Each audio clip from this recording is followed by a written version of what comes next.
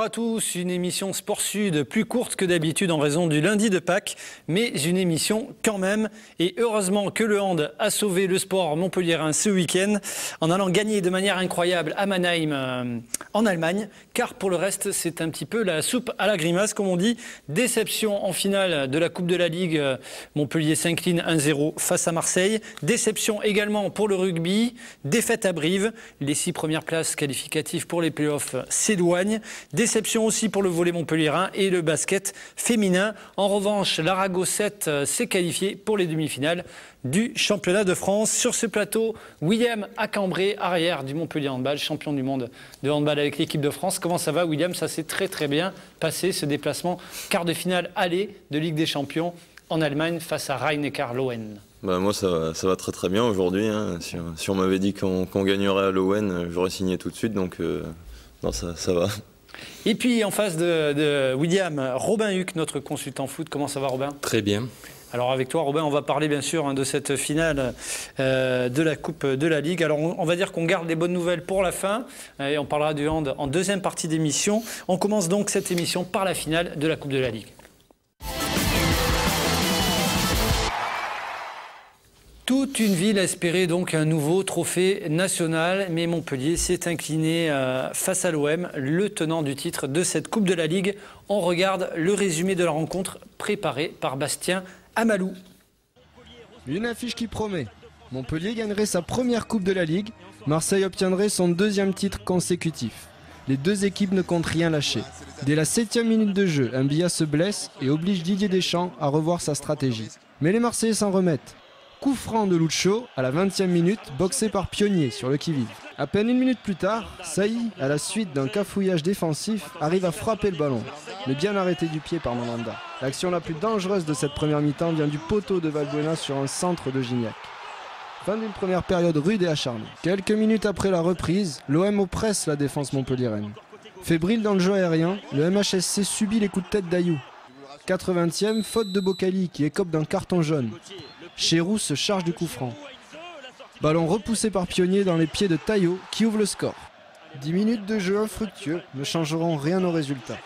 L'OM s'impose et s'inscrit comme la première équipe à remporter la Coupe de la Ligue 2 fois d'affilée. 2 fois d'affilée la Coupe de la Ligue pour l'OM. Et voilà, bon, déception on va dire, hein, Robin, car Montpellier avait beaucoup misé sur cette finale bien sûr de la Coupe de la Ligue.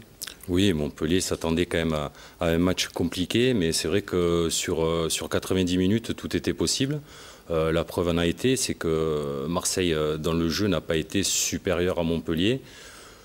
Mais bon, on va dire que l'expérience marseillaise, et puis là, un peu peut-être de fébrilité défensivement sur les coups de pied arrêtés, tout s'est joué là-dessus, sur des détails. Mais c'est vrai que si on analyse le match, Montpellier est passé très près de quelque chose d'exceptionnel. Marseille l'a mérité cette victoire? Marseille nous habitue cette saison à jouer comme il a fait, c'est-à-dire qu'ils ne prennent pas vraiment le jeu à leur compte. On a toujours l'impression qu'on peut rivaliser avec cette équipe, mais malgré tout, ça reste une équipe défensive très solide, avec bien sûr des individualités. Et puis, ce qu'il faut reconnaître sur l'ensemble de la saison et depuis le début du championnat, c'est que Marseille est efficace, concrétise quand même à chaque rencontre leurs occasions, et c'est vrai que c'est quand même ça qui fait la différence, quoi. Et Marseille a un banc des remplaçants étoffé parce qu'on voit Mbia qui sort à la 8e minute, puis derrière ça fonctionne bien quand même. Oui, Marseille a un groupe qui permet quand même de pouvoir faire tourner l'effectif et de parer à des blessures éventuelles. La preuve en a été, Mbia est sorti, c'est pas pour autant que l'équipe a été démobilisée. Est-ce que tu penses que Montpellier n'a pas manqué un peu d'audace, on va dire? Ben non, je trouve justement que Montpellier s'est appliqué à ce match tactiquement. Ce qu'a mis René Girard en place m'a beaucoup plu, dans le sens où ça a permis quand même, notamment en première mi-temps, à Montpellier de jouer assez haut. Justement, alors la tactique de Montpellier, c'était quoi? Il a renforcé le milieu défensif de façon à ce que les défenseurs de Marseillais ne trouvent pas en point d'appui Lucho, ce qui a été le cas. Et on sait très bien qu'à Marseille, c'est quand même lui qui fait jouer toute l'équipe. Donc on n'a pas vu Marseille développer de jeu. C'est vrai que Lucho, on l'a plus souvent vu par terre qu'en train de développer du jeu. Oui, mais même tout simplement, il a couru dans le vide. Donc c'était preuve que Montpellier avait mis en place un système qui tenait la route. Alors quand même, il y a quand même ce problème récurrent d'efficacité offensive à Montpellier. C'est ce qui fait défaut depuis le début de la saison, c'est ce qui a fait défaut. C'est pas qu'à Montpellier le problème d'efficacité, c'est tous les clubs qui à un moment donné ont l'impression de se retrouver confrontés à ce problème en se disant si on avait l'attaquant qu'il fallait, qui marque le but de plus que... Les occasions, c'est vrai, n'ont pas été nombreuses du côté de Montpellier. Moi, je trouve que Giroud, si on regarde depuis sa première saison, c'est quand même un joueur qui a marqué. Je crois qu'il a 10 buts. Enfin, Giroud, il était un peu esselé. Là. Face à Diawara, on lui balançait des grands ballons. C'était pas facile pour lui. Tout à fait, mais il ne faut pas oublier quand même qu'en face, c'était Marseille. Et que sur les 2 matchs, aussi bien en championnat qu'en Coupe de la Ligue, Montpellier a quand même rivalisé dans le jeu, physiquement aussi. Mais Marseille reste quand même supérieur.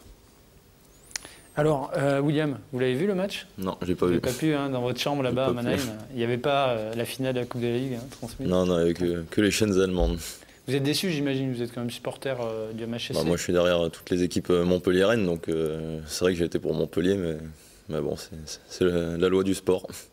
Alors, les Montpelliérains qui n'avaient pas pu monter à Paris s'étaient rassemblés dans plusieurs endroits de la ville de Montpellier pendant le match, notamment au Pérou et puis dans les bars, notamment de la place Jean Jaurès.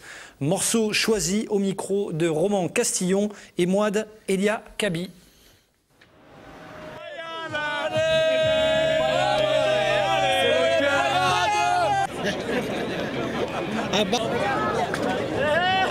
Et je vous dis, cette coupe, on va la ramener demain à 17 h sur la place de la Comédie, on va la soulever.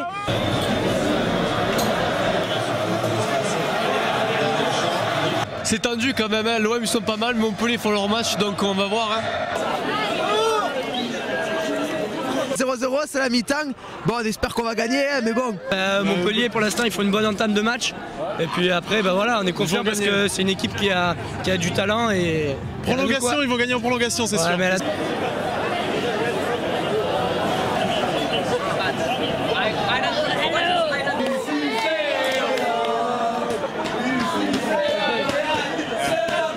On y est 1-0, mais on va remonter, il reste 10 minutes, on va tout donner. Moi je suis pro-marseillais, on mène 1-0, et je pense qu'il n'y a qu'un seul olympique en France, c'est l'OM. Allez l'OM! Déçu, mais bon, on a revenu tout le Pérou est rempli de Montpelliérains, du Stade de France, Montpelliérains. C'est dommage, l'année prochaine sera pour nous. Fier de l'équipe, fier du parcours qu'ils ont fait, et ils ont été énormes, et on les soutient quand même. Et... Ils ont bien joué. Ils se sont battus comme des beaux lions, mais bon. Ça va, j'étais pour Montpellier, mais je suis déçu pour eux. C'est dur, ça fait 21 ans, ils n'étaient pas nés. Moi, j'étais déjà là à crier Canto, Cantona, Cantona. C'est vraiment dégoûtant. Loulou, on t'aime. Alors Robin, il va falloir encore attendre longtemps ou est-ce qu'on a des chances de revoir Montpellier rapidement dans une grande finale nationale? Quand on voit évoluer quand même cette équipe depuis bientôt 2 saisons, on peut être plus qu'optimiste pour la suite. Montpellier a un match important dès mercredi, ça sera pour eux l'occasion à Lyon de suite de se remettre en cause. Et qui plus est pour jouer la 6e place qui va être européenne. Donc il y a quand même quelque chose encore à jouer. Ça reste au jour d'aujourd'hui une saison encore pleine.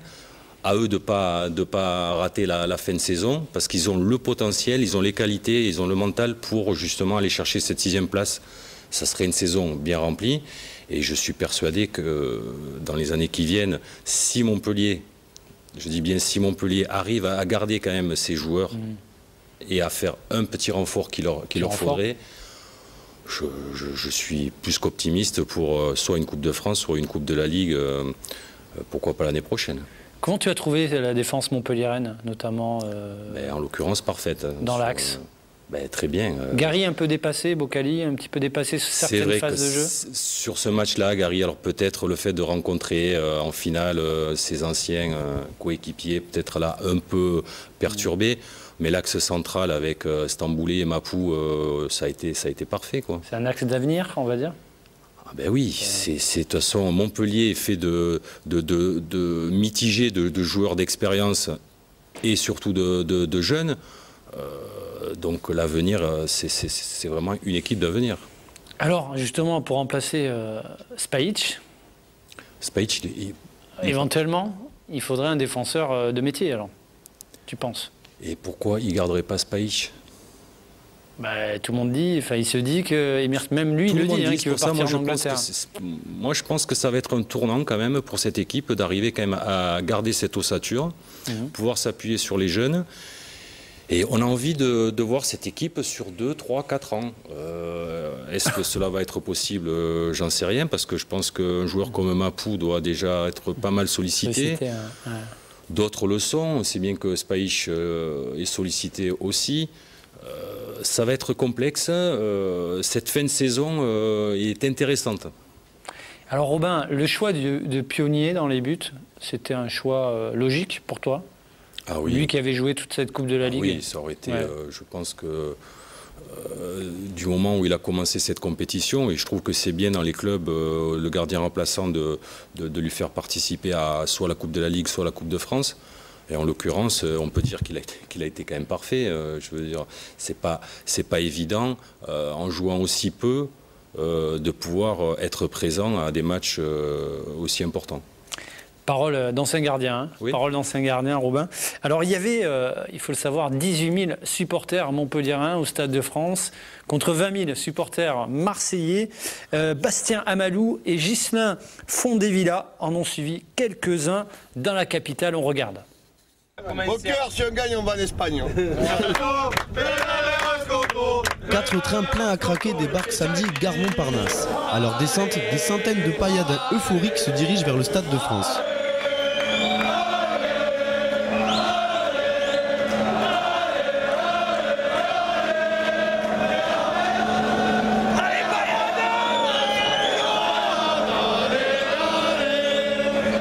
Les sous-sols de Paris tremblent sous les pas montpelliérains. Une ambiance survoltée dans le métro, propagée au rythme du cortège de supporters dans les rues parisiennes à la rencontre de l'ambiance adverse. Sur les lieux, l'attente est sereine entre Montpelliérains et Marseillais. 20h45, début des hostilités. C'est à celui qui fera le plus de bruit et aucun des deux camps n'est en reste. Cette finale 100% méditerranéenne entre l'Olympique de Marseille et le Montpellier Hérault Sporting Club, un Stade de France magnifique ce soir. Les joueurs du MHSC peuvent être fiers de leur public. Les chants pailladins résonnent haut et fort. C'est fini au Stade de France. L'Olympique de Marseille dans l'histoire de la Coupe de la Ligue. Première équipe à conserver ce trophée, toute la détresse des Montpelliérains. Déçus, mais leur ferveur toujours intacte, les supporters rentrent la tête haute. Ambiance bon enfant et puis bon rétablissement à Rémi Gaillard, parce qu'il a eu un petit accident en se faisant interviewer par nos confrères d'OM TV. On lui souhaite que tout va bien pour lui, tout aille bien pour lui, pardon. Ambiance bon enfant, tu disais Robin, entre supporters marseillais et supporters montpelliérains. Ça s'est super bien passé là. C'est une rivalité saine, mais depuis longtemps. C'est vrai que on peut pas dire que Montpellier-Marseille ou Marseille-Montpellier soit un derby chaud avec des problèmes avec les supporters. Non, ça se passe très bien et on en a eu la preuve. 18 000 quand même Montpelliérains qui sont montés et je crois pas qu'il y ait eu d'incident. Alors à Montpellier, on est quand même content que Marseille ait gagné, même si on l'a pas eu. On reste sudiste. C'est vrai que on est content que ce soit un club du Sud et notamment Marseille qui quand même nous ressemble plus à Montpellier que d'autres villes. Alors on va refermer ce chapitre football et puis on va parler de volleyball. Belle qualification de 7 à Paris pour les demi-finales du championnat de France des playoffs. On saura demain son adversaire, soit Poitiers, soit Nantes. pardon. Montpellier en revanche, comme on le voit sur ces images, a été éliminé sans démériter par Tours, le champion de France en titre avec Raphaël Redvitz à la baguette. 2 défaites, 3-7-2. Samedi à Montpellier, les hommes d'Arnaud Josserand ont même mené 2-7-1.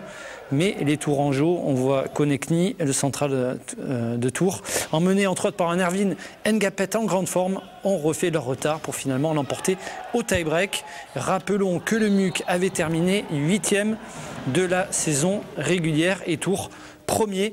On écoute Arnaud Josserand, déçu mais satisfait du combat proposé par ses troupes. On connaît bien, on fait un bon match, mais il faut un meilleur match, quoi. Hein.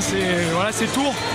Donc on n'est pas loin, 2 fois on n'est pas loin, mais bon, on n'y est pas encore tout à fait, quoi. Donc c'est des petits détails, quoi. Puis bon, ils ont des attaquants aux ailes qui sont très puissants, qui nous ont un peu fait mal, donc bon, je pense qu'on n'a pas grand chose à regretter, quoi. On n'a pas grand chose à regretter, et voilà. Montpellier en vacances, par contre 7 reste en course pour le titre de champion de France, ce sera ce week-end. On fait une courte pause et puis on se retrouve pour parler du hand avec bien sûr William Acambré qui est sur ce plateau.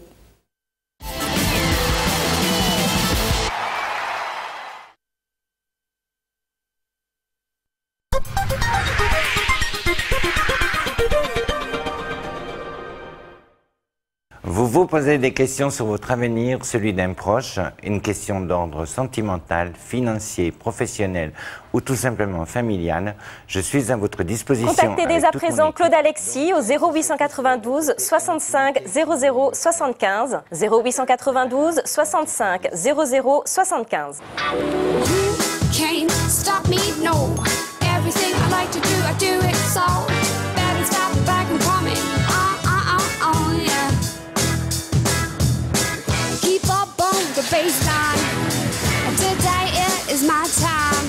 Choisissez la qualité allemande pour son côté fun. Nouvelle Opel Corsa, la qualité allemande à partir de 8 990 €. Opel. Le bowling de Montpellier vous offre la possibilité de vous divertir entre amis et l'occasion de passer de bons moments de détente en famille. Pour cela, nous mettons à votre disposition un grand espace de jeu, un bar, ainsi que de nombreuses pistes homologuées. Et pour ceux qui aiment relever les défis, nous organisons pour vous plus de 10 tournois par an. Rejoignez-nous, avenue de la Pompignane.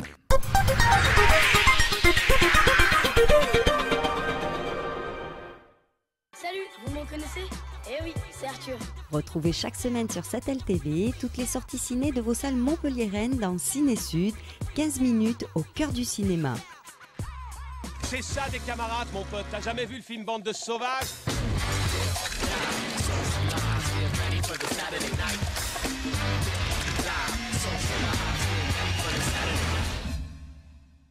Cette semaine d'Opinion sur rue, on a choisi une rampe de lancement. Et oui, c'est à Gramont. C'est à Gramont que ça se passe avec un démarrage sur les chapeaux de roue ici sur le skate park. Nous irons également au Zénith. On va aller du côté du foot. Et tout ceci avec la fête foraine à Gramont. Ça roule.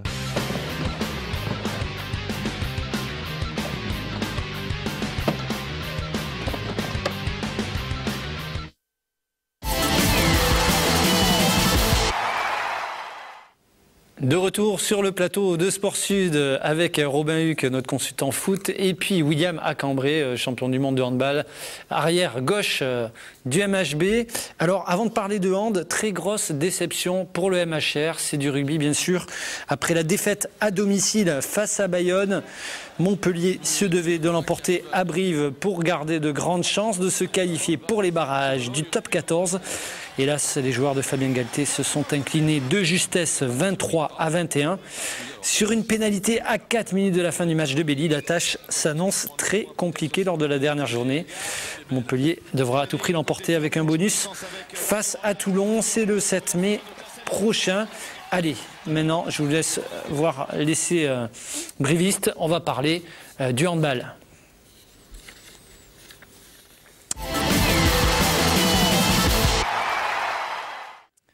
Alors William, il fallait le faire, hein, cette victoire à Mannheim, en Allemagne. 2 victoires d'affilée en Allemagne. Ça vous était jamais arrivé de gagner là-bas et puis là, vous gagnez à Hambourg, vous gagnez à Mannheim? Ça n'arrivait pas souvent à Montpellier d'aller gagner à l'extérieur. Déjà, avant, je pense qu'on a progressé depuis 2 saisons. Là. On est quand même allé gagner en Espagne, en Allemagne, chez le leader de la Bundesliga. Donc, en Hongrie aussi? En Hongrie aussi, avec Sprem, où c'est jamais facile d'aller jouer. Et donc on a vu qu'on a vraiment progressé à ce niveau-là. Ça m'a fait penser un petit peu ce match au match à Veszprém, justement, dans l'intensité, dans le combat. Et vous aviez des absences également? Ouais, bah c'était un match engagé de toute façon. Hein. Après, je ne sais pas si c'est exactement comme Veszprém. Après, le problème qu'on a aussi sur les 2 dernières saisons, là, c'est vrai qu'on sur des matchs importants comme ça, on part avec beaucoup de blessures, donc on part dans des matchs aussi un peu, on va un peu dans l'inconnu, on ne sait pas trop ce que ça va donner. Mais vous les gagnez quand même ces matchs-là, même avec beaucoup de blessés. Ouais, mais c'est peut-être ça je sais pas, la différence par rapport aux saisons passées, c'est que peut-être que le fait que maintenant les remplaçants qui rentrent sont à la hauteur sur 1 ou 2 matchs, je sais pas, hein, des titulaires, peut-être que c'est un plus pour vous, non, cette année? Ouais, bon, on arrive à se mettre dans la tête que même avec des blessures, on est capable de faire un résultat. C'est énorme. Donc je pense que psychologiquement, on est plus fort aussi. Et puis bon, on fait tout pour aller au Final Four. L'an dernier, on a échoué à un but d'aller au Final Four. On avait aussi des blessures, donc on a eu beaucoup de frustration. Et cette année, on a un peu galéré à l'extérieur. Le seul match où on a vraiment galéré, c'était à Schaffhausen, à l'extérieur. Donc on s'était dit surtout d'essayer de ne pas reproduire le même scénario pour se mettre dans les meilleures conditions pour aborder le match retour à l'Arena. Et vous êtes appuyé sur une super défense, on va le voir, William, contrairement à Schaffhausen. On regarde le résumé de ce périple du MHB à Mannheim.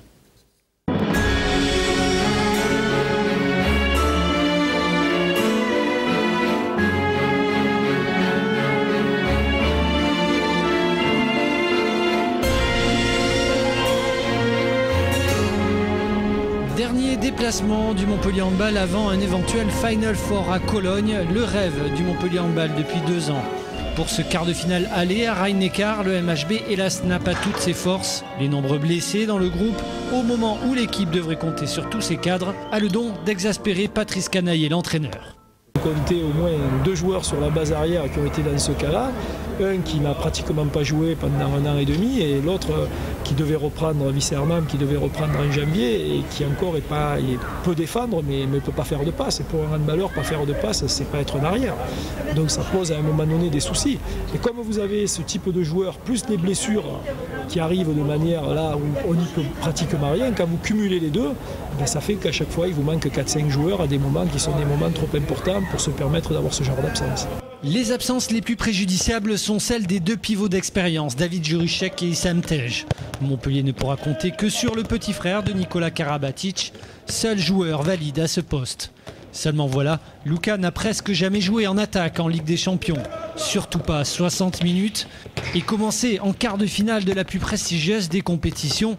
En plus, devant 12 000 spectateurs acquis à la cause de l'adversaire, autant d'inconnus qui peuvent rendre perplexes les plus grands supporters de Montpellier. Moi, j'essaie de prendre ça dans le sens positif et essayer de transformer ça en énergie positive. Voilà, je sais que ça va pas être facile, mais voilà, on a un beau match à jouer et voilà, on va essayer de donner le maximum. À ce niveau de compétition, la défense est encore la meilleure arme. Et Montpellier, derrière MAM, maîtrise son adversaire. Rhein-Neckar a l'habitude de jouer face à des défenses alignées. La défense étagée du MHB fonctionne donc à merveille. Il n'y a que les ailiers allemands comme les redoutables Schupik ou Gansheimer qui tirent leur épingle du jeu. Côté attaque, Montpellier est rapidement rassuré. Bien aidé d'entrée par ses coéquipiers, le jeune Luka est dans son match. Sur ce coup, il n'a rien à envier au plus grand pivot d'Europe. Luka Karabatic sera l'auteur d'un 6/6 au tir. Dans ce match de défense, le score n'évolue guère. Mais Montpellier arrive à mener de 2 buts. Problème, les arrières du MHB n'ont pas encore le bras chaud à l'image d'Acambré ou Nikola Karabatic. 12 minutes sans marquer, mais sans s'affoler. À la mi-temps, les Montpelliérains ne sont menés que 12-9. On s'est dit on avait raté quelques actions, quelques petits trucs, mais voilà, on s'appuyait sur encore notre bonne défense. On était encore bien présents. Il ne manquait pas grand-chose pour les faire douter. On a réussi en deuxième mi-temps à leur piquer les ballons, à être plus efficace en attaque. L'efficacité retrouvée en attaque est incarnée par William Acambré. timide. Jusque-là, William trouve des positions de tir qu'il affectionne, souvent grâce à la main de Bojinovic. Au score, Montpellier fait jeu égal et plus le temps défile, plus les Allemands de Rhein-Neckar doivent prendre des risques pour creuser un écart en prévision du match retour. Le MHB intercepte souvent et en profite pour remonter des balles rapidement. Kavtichnik ou Guigou sont parfaits à la conclusion. Le capitaine montpelliérain est enfin en réussite. Il offre 2 buts de grande classe. À 4 minutes de la fin du match, le score est de +4. Au final, ce sera +2. Victoire 29-27 et un exploit plein de sang-froid. On a été très patient, on a su monter les balles quand il fallait, on a su les garder quand il fallait, pas perdre bêtement les balles. Et voilà, en attaque aussi, on a joué, on a continué. Ils nous ont levé quelques fois le bras, ça nous a obligés à prendre des tirs un petit peu durs, mais voilà, ça les a empêchés à mettre des contres, ce qui est rare, mais ça a été vraiment très intelligent de notre part. Un match géré en toute intelligence malgré les absences. 2 buts d'avance avant le match retour à l'Arena. On a connu pire, mais attention à Rhein-Neckar. Cette équipe a souvent été très performante à l'extérieur en Ligue des Champions. Oui, alors la défense a été très performante et notamment un Wissam Ham exceptionnel en défense. Ouais, il a été super sur ce match. Il s'est pratiquement jamais fait passer. Je pense qu'on a tous été au niveau sur ce match. Et de toute façon, il le fallait parce que vu le manque de rotation qu'on avait en attaque, on se devait d'être bon en défense. En plus, on a vu que sur les derniers matchs de championnat, on n'était vraiment pas sur notre jeu. On est un peu parti en Allemagne avec quelques doutes. Nos derniers matchs de championnat étaient vraiment pas satisfaisants. On défendait bien, mais l'attaque c'est assez mitigé. Donc c'est vrai que on voulait vraiment s'appuyer sur la défense. Et Patrice voulait aussi qu'on joue les montées de balles à fond pour essayer de mettre le plus de buts plus facilement possible, on va dire. On voit aussi que Rhein-Neckar a une très grosse défense. On a eu du mal à trouver des tirs de loin, notamment avec Nico sur le début. C'est que 8 partout au bout de 20 minutes de jeu, c'est assez rare. Hein. 25 minutes de jeu, il n'y avait que 8 partout. Ouais, c'était un gros match. Mais arrivé à ce niveau-là, William, les scores sont peu élevés en général. On pense au final des championnats du monde, on pense au final à un tel niveau de jeu. C'est qu'il y a tellement d'envie que les deux équipes se préparent au combat, ça met des coups un peu de tous les côtés. En plus, au handball, l'important c'est vraiment de défendre dur dès le début pour ne pas se faire sanctionner, plutôt que de commencer doucement et se faire sanctionner par la suite, c'est d'élever vraiment le niveau d'agressivité dès le début. Alors vous aviez des adversaires assez impressionnants, vous aviez Stephansson, vous aviez Müller en face de vous, en opposé. C'est pas facile quand même. Hein.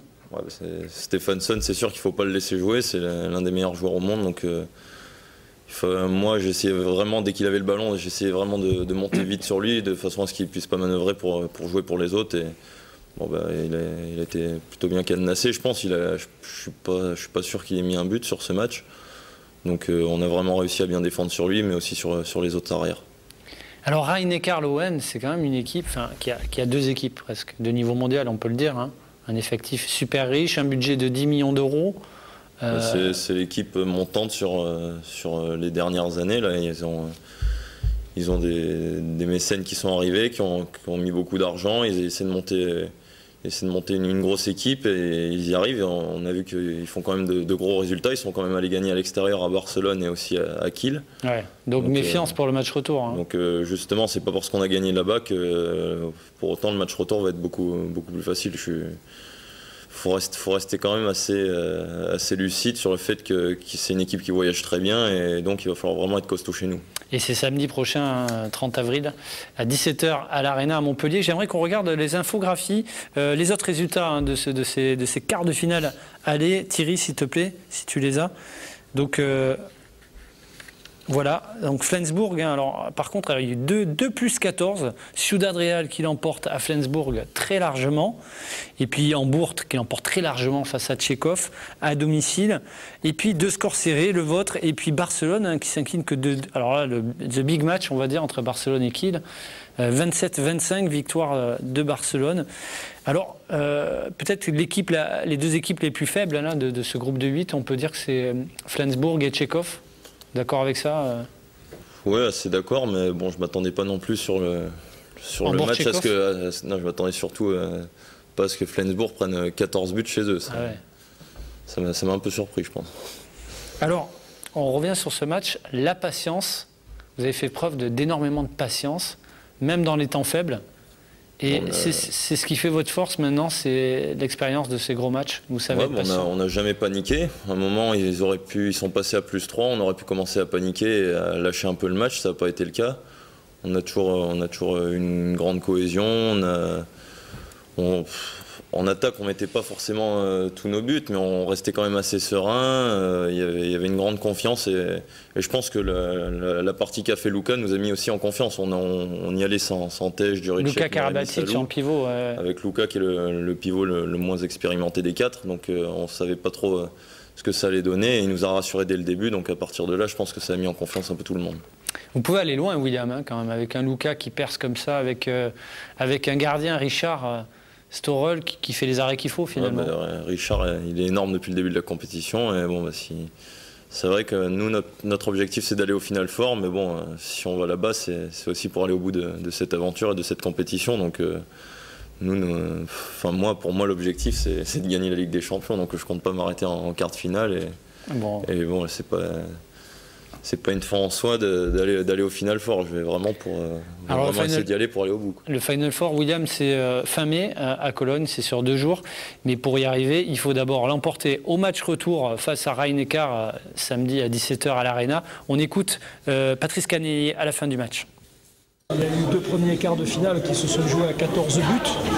Ça m'aurait embêté d'être le 3e à 14 buts dans le mauvais sens. Donc comme on n'avait pas la prétention de gagner de 14 buts ici, on a gagné de 2 buts. Ça suffira ce soir à notre plaisir, sachant que le match retour va être très difficile. Mais il n'y a pas de raison, il faut beaucoup respecter cette équipe-là. Mais si on est capable de reproduire une performance de très haut niveau, il n'y a pas de raison non plus qu'on ne soit pas en mesure de les battre. Donc il faut être très humble par rapport à notre potentiel, à notre niveau.